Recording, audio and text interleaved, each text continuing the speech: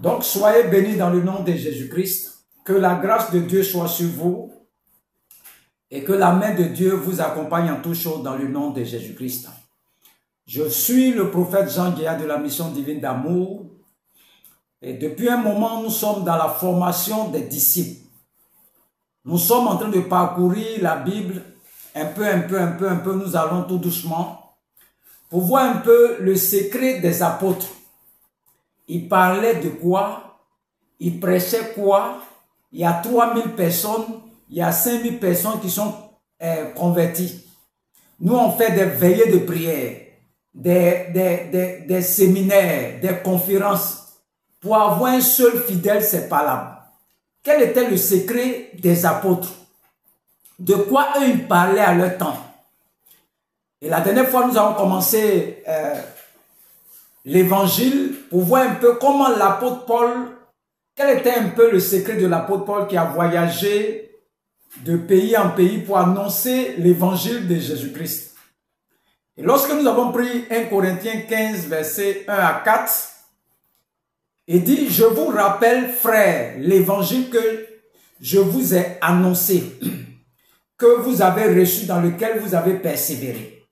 Donc Paul dit que eux, ils ont reçu l'évangile. Il a reçu l'évangile. Lorsqu'il annonce l'évangile, il s'attend à ce que les gens la reçoivent.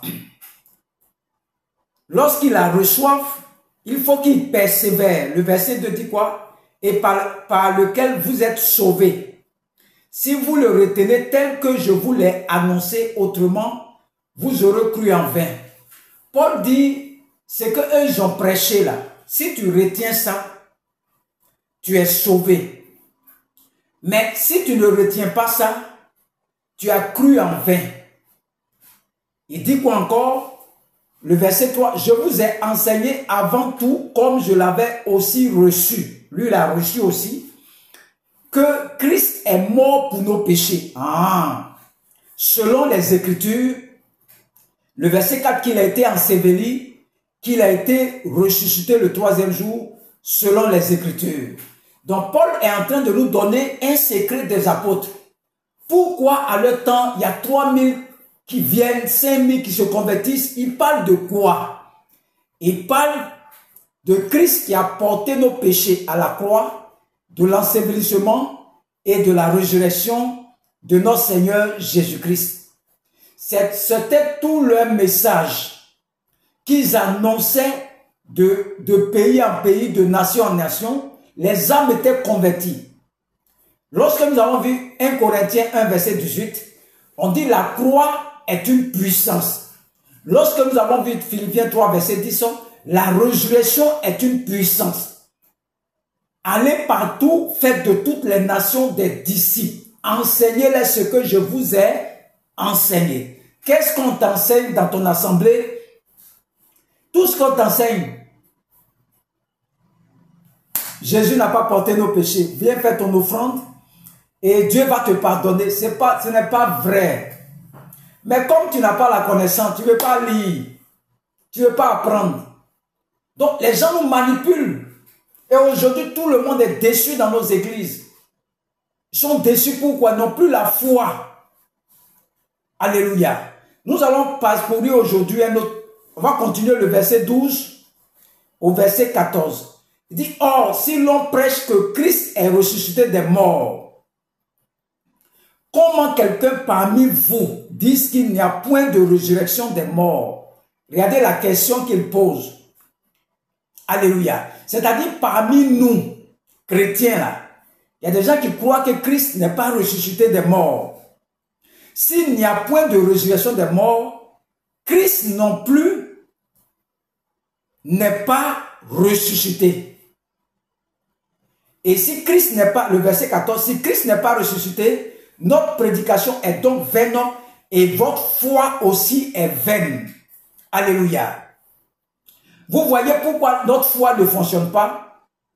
Notre foi est basée sur le Christ, n'est pas basée sur le Christ vivant. Notre foi est basée sur le Christ qui est mort. La croix là, nous tous on a accepté la croix que Jésus-Christ est mort pour nos péchés. C'est bien. Il a pris votre maladie. Il vous a guéri. Il a pris toutes nos malédictions. Tout. Il a tout pris. Si tu t'arrêtes à la croix seulement, ce qui est plus grand que tout, vous n'êtes jamais arrivé là-bas. Vous n'allez pas aller là-bas. Jésus est mort à la croix. Si tu t'arrêtes là seulement. Les gens disent que la résurrection, c'est quand on va mourir. La résurrection agit déjà sur la terre. Sans la résurrection, la crucifixion n'a aucun sens. La mort n'a aucun sens. Tes malédictions ne sont pas prises. Ta pauvreté n'est pas prise. Et un mort ne peut pas sauver un autre mort. Quelqu'un qui est venu porter nos péchés, on dit il est mort. Donc quand ton évangile s'arrête à la croix seulement là, les péchés vont revenir chaque fois. Chaque fois, ma maman a péché. Mes parents ont péché. Parce qu'un mort ne peut pas sauver un autre mort. La résurrection agit déjà sur la terre. Ce n'est pas quand tu vas mourir que la résurrection va commencer. Non. Ce n'est pas quand tu vas mourir. Ta foi est basée sur un Christ qui est mort. Mais il n'est pas resté à la croix. Il est descendu de la croix. Il allait dans le tombeau.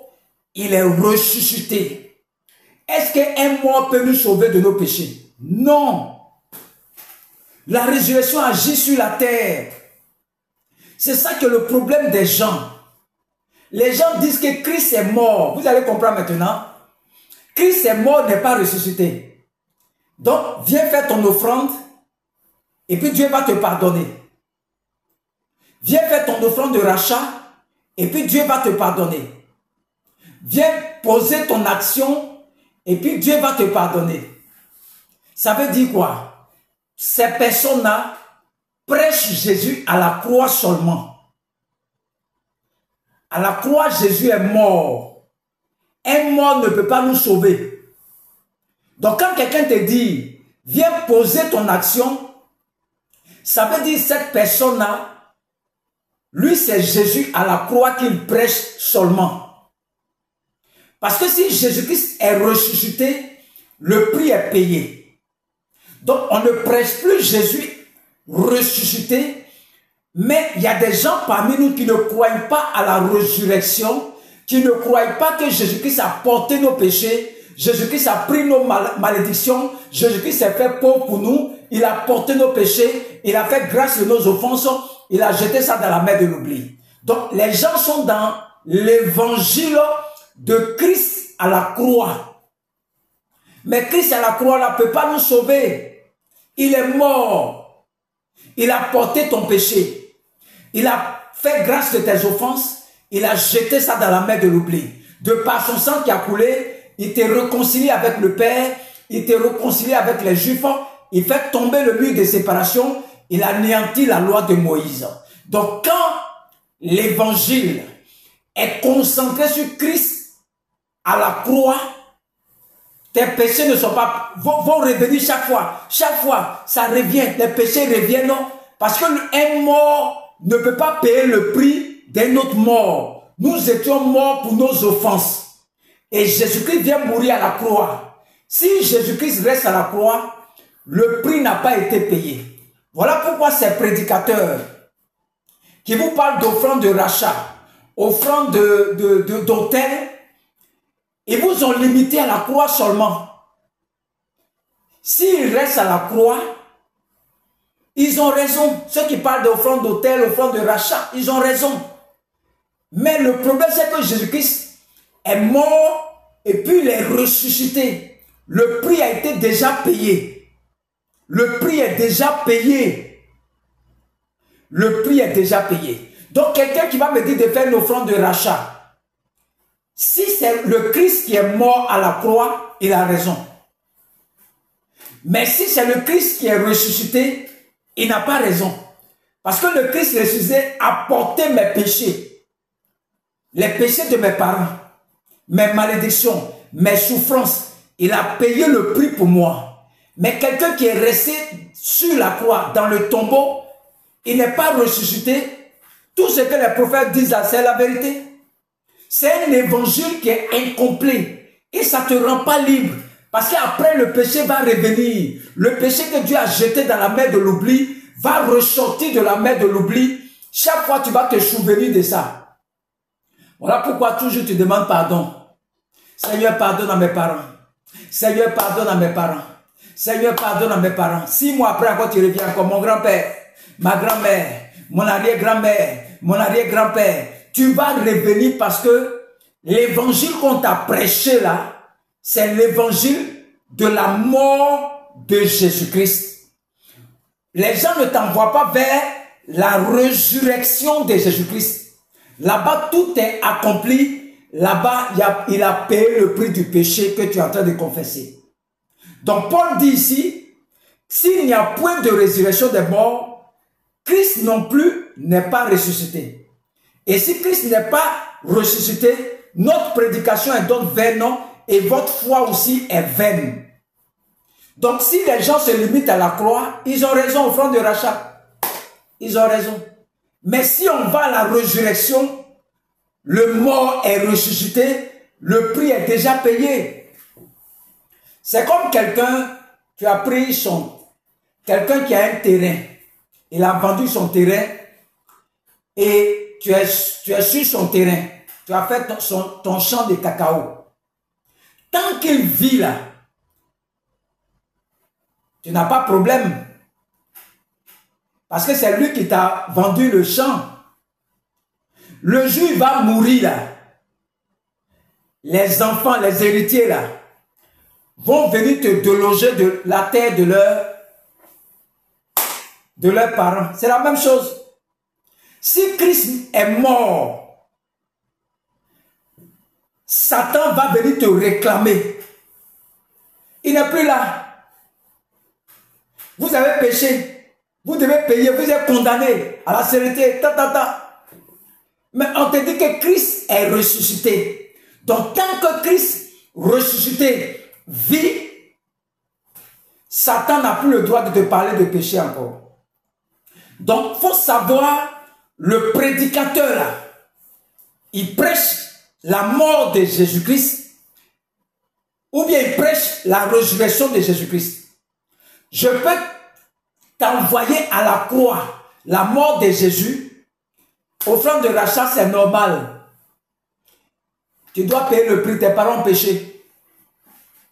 Donc Paul dit, s'il n'est pas ressuscité, notre prédication est vaine. Les offrandes de rachat vont rien t'apporter. Chaque année, tu vas faire. Chaque 3 mois, chaque année, tu vas faire. Offrande d'autel, tu vas faire ça chaque fois. Ça ne va jamais te libérer. C'est à cause de ça que Jésus-Christ est venu. Il est mort. S'il reste là-bas, là, Satan va dire qu'un mort ne peut pas payer le péché de mort. Donc, notre joie, notre bénédiction, c'est la résurrection de Jésus-Christ. Maintenant, j'ai payé le prix, je sors de prison. Tu ne peux plus leur faire quelque chose. J'ai déjà payé le prix. Vous êtes libre, allez-y. C'est la même chose. Quand on t'envoie dans l'offrande d'autel, l'offrande de rachat, on t'amène à Christ qui est mort. Il n'est pas ressuscité. Donc, c'est normal que les péchés vont revenir chaque fois. Ma maman a péché, mes parents ont péché, ça revient seulement, c'est comme ça. Satan va te cribler de balles parce que tu ne crois pas à la résurrection du Seigneur Jésus-Christ. J'interpelle quelqu'un ce soir.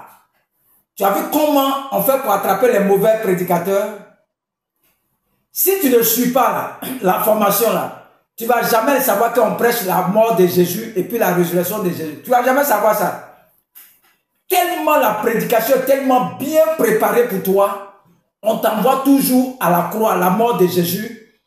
Parce que la mort de Jésus-Christ, un mort ne peut pas payer le prix d'un autre mort. c'est quelqu'un qui est ressuscité, qui a payé le prix pour nous.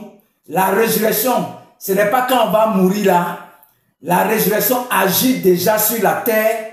Voilà pourquoi toi et moi aujourd'hui on est chrétiens. Le prix a été déjà payé.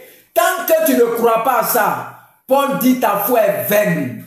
Et ces prédicateurs véreux qui sont dans le monde, ceux qui parlent d'offrande de rachat, s'ils prêchent la croix, ils ont raison. Moi-même je te dis aujourd'hui, si ceux-là, leur prédication s'arrête à la mort de Jésus, ils ont raison. Si on t'a dit de faire offrande de rachat, il faut faire. Mais moi, je t'envoie plus loin encore. Je t'envoie là où tu seras libre. La résurrection de Jésus-Christ. Je ne t'envoie pas à la croix. La croix là, c'est bon aussi. Mais je t'envoie à la résurrection. Tu es libéré une bonne fois pour toutes. Quand Christ m'a montré ça, moi je suis libre. Si tu veux, il faut croire ce que tu veux. La croix, la mort de Jésus, il n'est pas resté là-bas. Il est ressuscité, le prix est payé. Je n'ai plus droit à faire l'offrande de rachat encore. Je ne fous rien avec ces choses, les hôtels, les quoi. Je ne fais rien avec ça. Le prix a été déjà payé. La résurrection. Regardez le verset 2. Il dit, or, si l'on prêche que Christ est ressuscité des morts, comment quelqu'un parmi vous dit-il qu'il n'y a point de résurrection des morts? C'est ceux qui prêchent la croix là. Ils vous envoient toujours à la croix. Parce que tu as fait offrande de rachat, offrande d'hôtel, oui, tu as telle offrande à faire, je vais prier pour toi. Ça c'est la croix de Jésus. Les péchés là vont revenir chaque fois. Moi je ne t'envoie pas là-bas, je t'envoie plus loin. Pour que tu sois libéré totalement. Que Dieu te bénisse. Nous sommes dans cette série de formations, ça vient de commencer. Reste à l'écoute, c'est le premier enseignement.